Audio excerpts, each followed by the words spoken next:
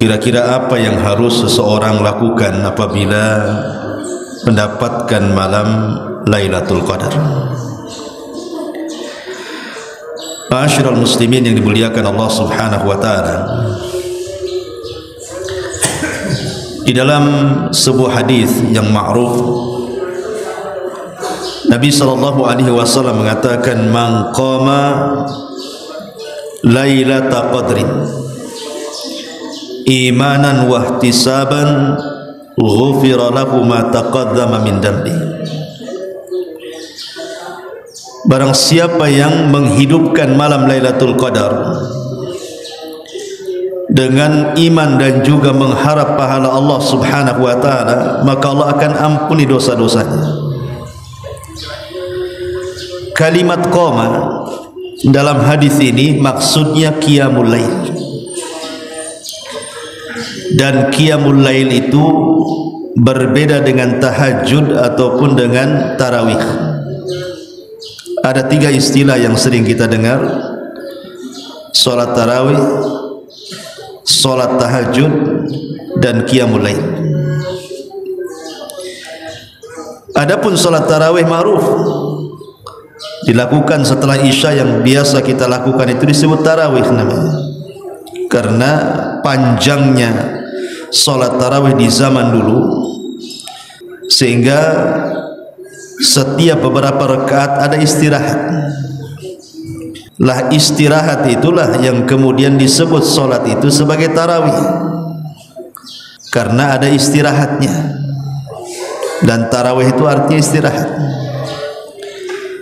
Makanya heran juga kalau ada salat tarawih 7 menit 23 rakaat. Kapan tuh istirahatnya? Itu kan harusnya kan ada jeda istirahat. Adapun tahajud, istilah tahajud itu dilakukan setelah tidur. Jadi ba'da isya antum tidur dulu, kemudian bangun tengah malam, kemudian solat, itu disebut tahajud namanya. Tetapi istilah qiyamul lail, ini qiyamul lail ini sudah umum, dia tidak mesti solat. Ulama mengatakan qiyamul lail ini disebut qiyamul lail kalau melakukan 6 perkara. Kalau melakukan 6 perkara, anda sudah melakukan qiyamul lail walaupun tidak salat. Yang pertama, berdoa kepada Allah Subhanahu wa taala.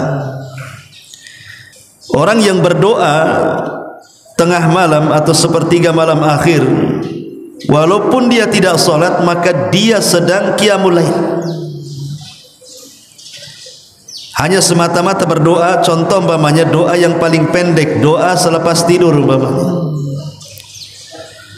Walaupun itu tidak panjang doa selepas tidur kan, cukup dengan berdoa seperti itu saja sudah dianggap qiyamul lail. Apalagi kalau doanya panjang gitu. Ini yang pertama. Yang kedua, berzikir. Jadi semata-mata orang berzikir di tengah malam, antum memperbanyak tasbih, tahlil, takbir, walaupun tidak salat, maka anda sudah menghidupkan malam itu dengan zikir, dan itu disebut qiyamul lail. Kemudian yang ketiga, berwudu. Orang yang berwudu, umpamanya antum di rumah, tahu-tahu kedinginan, terbangun jam 2, rupanya pengen kencing. Setelah kencing antum sempatkan berwudu, kemudian tidur lagi. Berarti semata-mata berwudu itu anda sudah melakukan qiyamul lail. Kemudian yang keempat, qiraatul Quran, membaca Al-Quran. Walaupun tidak salat tetapi anda membaca Quran, maka anda sudah qiyamul lail. Atau yang kelima, istighfar, mengucapkan astaghfirullah, astaghfirullahaladzim, dan begitu seterusnya. Maka semata-mata istighfar di tengah malam, maka anda sudah qiyamul lail. Tentu yang keenam adalah salat. Salat tahajud itu termasuk qiyamul lail. Salat tarawih juga termasuk qiyamul lail. Artinya kalau kita bisa menggabungkan 6 perkara ini, mulai daripada doa, kemudian zikir, kemudian baca Quran, kemudian berwudu, kemudian istighfar, kemudian solat, berarti sempurnalah qiyamul lail di situ. Tetapi kalau seseorang bosan, karena kan yang namanya jiwa, kata Abdullah ibn Mas'ud radhiyallahu an, terkadang menerima iqbal, terkadang menerima idbar.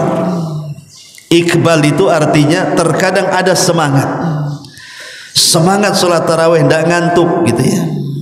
Semangat tahajud sepertiga malam, tidak ngantuk sama sekali. Tapi terkadang hati itu idbar. Idbar itu artinya futur gitu ya, malas mau solat itu. Tetapi kita ingin menghidupkan malam. Kalau memang malas solat, berarti ambil Quran, baca Quran. Malas baca Quran, perbanyak istighfar. Malas istighfar, perbanyak zikir. Malas zikir, perbanyak doa. Malas semuanya, wudu, kan itu. Yang penting kita hidupkan malam-malam itu dengan qiyamul lail. Lah Nabi SAW mengatakan, man qama lailata qadrin imanan wahtisaban ghufira lahu ma taqaddama min dhanbi. Barang siapa yang menghidupkan malam Lailatul Qadar dengan qiyamul lail yang saya sebutkan tadi, dengan wudu, dengan zikir, dengan doa, dengan istighfar, dengan baca Quran dan dengan solat, penuh iman dan mengharap pahala Allah Subhanahu wa taala, maka akan diampuni dosa-dosanya. Ma'asyiral muslimin yang dimuliakan Allah Subhanahu wa taala, kalau kita melihat ada beberapa riwayat ikhwan, bagaimana caranya menghidupkan malam Lailatul Qadar itu dengan sedikit amalan tetapi berpahala besar. Gimana caranya? Seorang muslim kan harus cerdas. Ulama mengatakan, yang pertama, solatlah tarawih bersama imam. Solatlah tarawih bersama imam sampai selesai. Maksudnya dengan witir-witirnya sekali. Disebutkan dalam hadis Nabi SAW, man qama ma'al imam hatta yansarif kutiba lahu qiyamu lailatin. Kata Nabi SAW, siapa saja yang salat bersama imam hingga selesai dengan witir-witirnya, maka ia dicatat telah mengerjakan salat malam penuh mulai dari isya sampai subuh. Jadi kalau seandainya antum tarawih tadi pada isya gitu kan, anggaplah 1 jam tarawih, tapi kita selesai itu dari awal sampai akhir bersama imam, maka seolah-olah kita ini menghidupkan malam dari isya sampai subuh. Itu maksudnya. Hanya mengambil waktu 1 jam tapi bernilai sampai subuh. Sekarang kita bayangkan kalau seandainya antum salat tarawih bertepatan di tanggal ganjil dan bertepatan di malam Lailatul Qadar, Anda bisa bayangkan, hanya 1 jam tarawih saja dianggap Anda sudah melaksanakan salat malam full sampai subuh. Bagaimana dengan orang yang bertepatan dengan Lailatul Qadar? Berarti Anda sedang bertarawih seumur hidup Anda. Karena semalam sudah saya katakan bahwa 1 malam kita hidupkan maka sama dengan 1000 bulan, atau bahasa Quran alfi syahrin. Ini amalan yang pertama, hanya 1 jam bersama imam bertepatan dengan Lailatul Qadar, seolah-olah kita menghabiskan waktu kita untuk sholat malam. Kemudian yang kedua, Nabi SAW mengatakan, man qama bi ashri ayatin lam yuktab minal ghafilin wa man qama bi mi'ati ayatin kutiba minal qanitin wa man qama bi alfi ayatin kutiba minal muqantarin. Kata Nabi SAW, siapa saja yang membaca 10 ayat dalam salat malamnya, maka dia dicatat menjadi orang-orang yang tidak lalai. Siapa yang membaca 100 ayat dalam solatnya, maka dia dicatat orang-orang yang taat dan setia kepada Allah. Dan siapa yang membaca 1000 ayat, dicatat dari golongan orang-orang yang telah mengumpulkan pahala sebanyak-banyaknya. Ma'asyiral muslimin yang dimuliakan Allah Subhanahu wa taala, seandainya umpamanya setelah antum tarawih, kayak tadi umpamanya kan ada qiyamul lail, imam membaca bukan 1 ayat 2 ayat tuh. Kalau 1 jam juga itu bisa 100 ayat lebih yang dibaca. Berarti kalau seandainya kita solat bersama imam, imam membaca 100 ayat lebih dari awal sampai akhir kan, berarti kita ini dicatat oleh Allah Subhanahu wa taala orang-orang yang setia. Dan kalau seandainya 1000 ayat, maka kita dicatat oleh Allah Subhanahu wa taala orang yang mengumpulkan pahala sebanyak-banyaknya yang tidak ada yang tahu kecuali Allah Subhanahu wa taala. Makanya beruntunglah orang-orang yang hafid Al-Quran, yang banyak hafalan Qurannya, dia bisa memanfaatkan malam-malam Lailatul Qadar itu dengan tahajud dan bisa membaca ayat sebanyak-banyaknya. Makanya dalam sejarah ada 4 orang yang menghatamkan dalam 1 rakaat Al-Quran.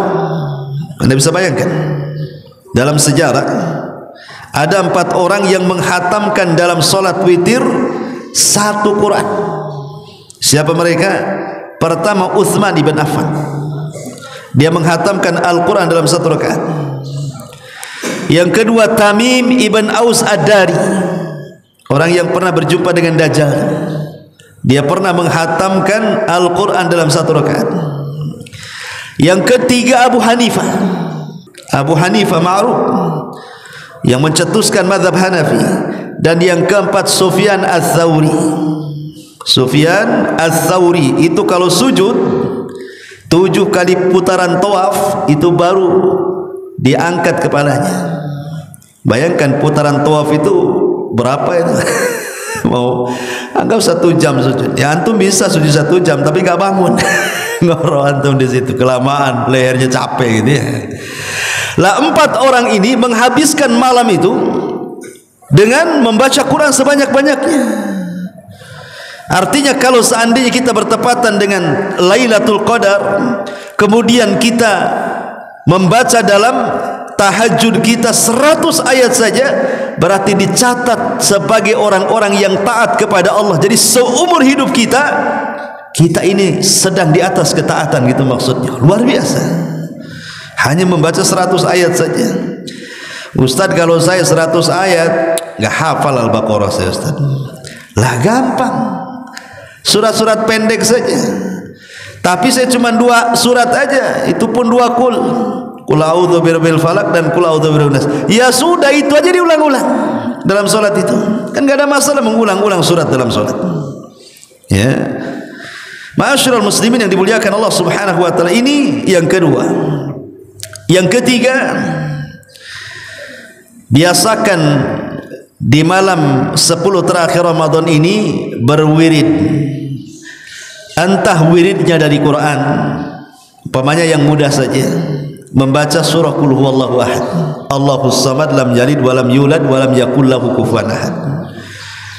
Umpamanya kita baca Quran dah malas nih kan, karena kelamaan haus gitu kan, malas. Ya sudahlah, sambil nyandar-nyandar di tiang gini kan, Qul huwallahu ahad, Allahus samad, lam yalid walam yulad walam yakul lahu kufuwan ahad. A'udzu billahi minasyaitonir rajim. Bismillahirrahmanirrahim. Qul huwallahu ahad, Allahus samad, lam yalid walam yulad walam yakul lahu kufuwan ahad. 3 kali saja. Karena Nabi sallallahu alaihi wasallam mengatakan, siapa yang membaca surah Qul huwallahu ahad itu, maka sebanding dengan 1/3 Quran. Berarti kalau seandainya 2 kulhu, 2/3 Quran. Kalau 3 kulhu, hatam antum al-Quran. Jadi menghatamkan Quran itu gampang.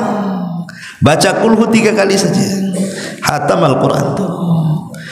Kalau seandainya kita ini membaca kulhu 3 kali setiap malam di 10 terakhir Ramadan ini, mulai malam ini, besok lagi sampai selesai, pastilah ada yang bertepatan dengan Lailatul Qadar kan. 3 kulhu yang antum baca itu pasti ada yang bertepatan dengan Lailatul Qadar.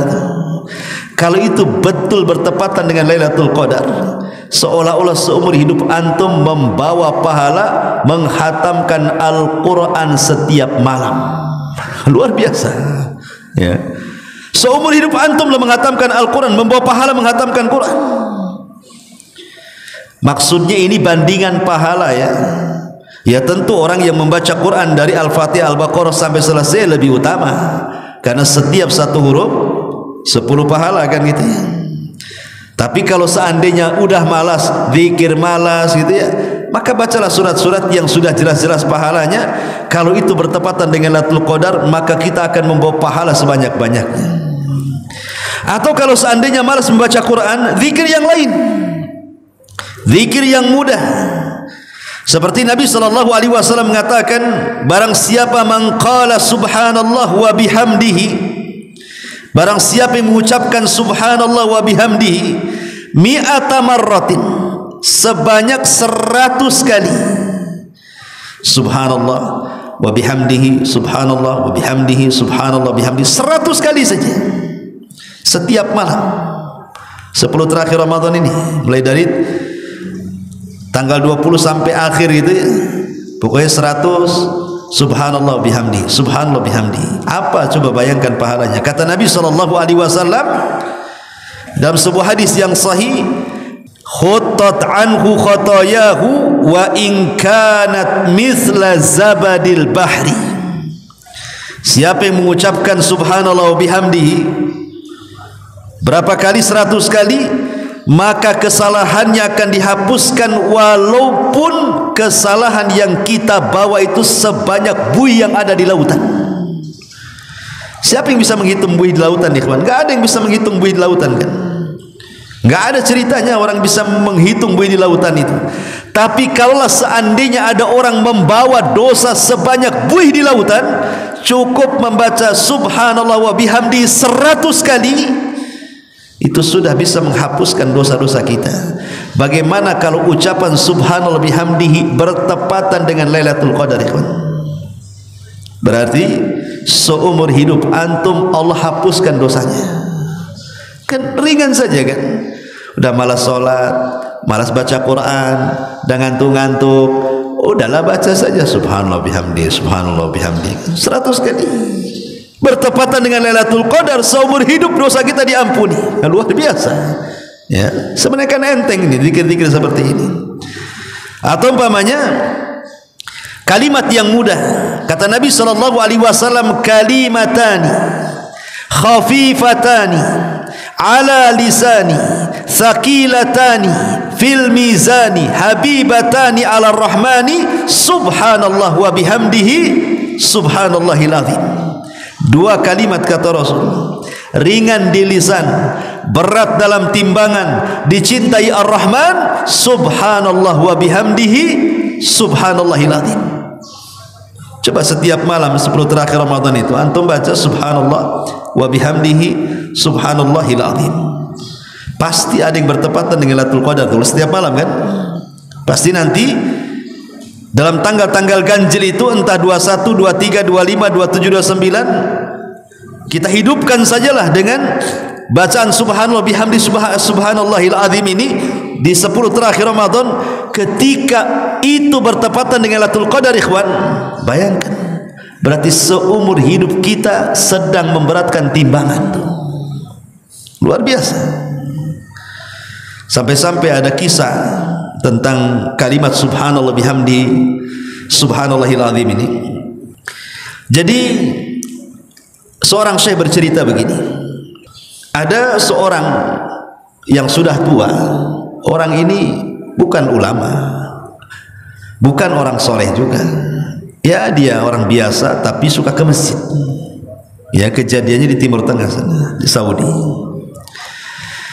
Jadi orang tua ini entah kenapa gitu ya, selepas sholat tiba-tiba dia datang kepada imamnya, imam rawatibnya, dan mengatakan, ya imam, alimni hadisan Nabi sallallahu alaihi wasallam, tolong ajarkan kepadaku satu hadis Rasul dan saya ingin berdakwah dengan hadis itu. Maka imam ini kaget karena tidak pernah ada makmum datang mempertanyakan soal hadis. Tetapi sang imam ini cerdas, dia terbayang hadis tadi. Oh begini ke, saya hafal satu hadis Nabi SAW, kalimatani khafifatani ala lisani thaqilatani fil mizani subhanallah wa bihamdihi subhanallahil azim. Dua kalimat ringan di lisan, berat dalam timbangan, dicintai Ar-Rahman, bacalah subhanallah bihamdihi subhanallahil azim. Langsung dihafal sama kakek ini. Pulang dia. Di tengah jalan dia ketemu orang.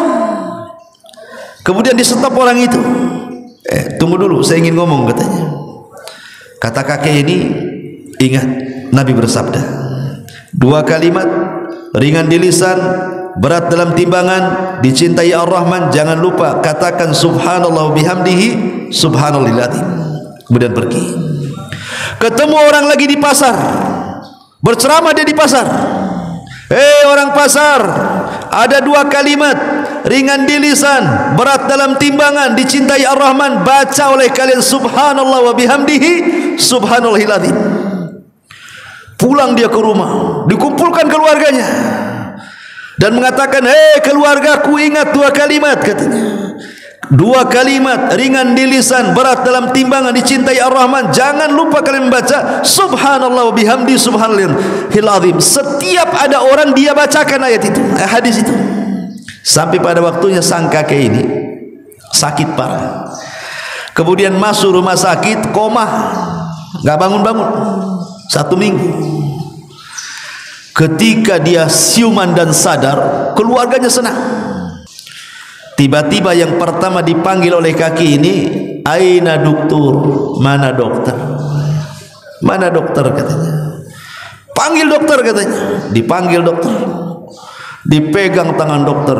Ya dokter, dua kalimat ringan di lisan, berat dalam timbangan, dicintai Ar-Rahman, jangan lupa dok subhanallah wa bihamdihi subhanallahil azim. Kemudian dia mati. Kisah nyata ini.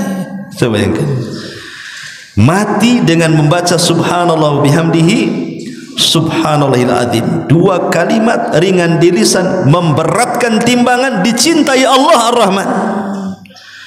Coba kalau kalimat ini bertepatan dengan Lailatul Qadar, ikhwan, berarti timbangan kita ini seumur hidup diberatkan, karena kan dikalikan 1000 bulan. Luar biasa, ya. Ma'asyiral muslimin yang dimuliakan Allah Subhanahu wa taala. Atau mungkin zikir yang lain seperti Nabi sallallahu alaihi wasallam mengatakan, man qala la ilaha illallah wahdahu la syarika lahul mulku wa lahul hamdu wa huwa ala kulli syai'in qadir. Gampanglah, la ilaha illallah wahdahu la syarika lahul mulku wa lahul hamdu wa huwa ala kulli syai'in qadir. Siapa yang membaca kalimat ini mi'ata marrah, 100 kali. Kita konteksnya malam hari, ya, 10 terakhir Ramadan. Kita baca nih kalimat ini 100 kali. La ilaha illallah wahdahu la syarika lahul mulku wa lahul hamdu wa huwa ala kulli syai'in qadir. Apa yang terjadi? Kanat lahu adla asyriqab. Pahalanya sama dengan memerdekakan 10 budak.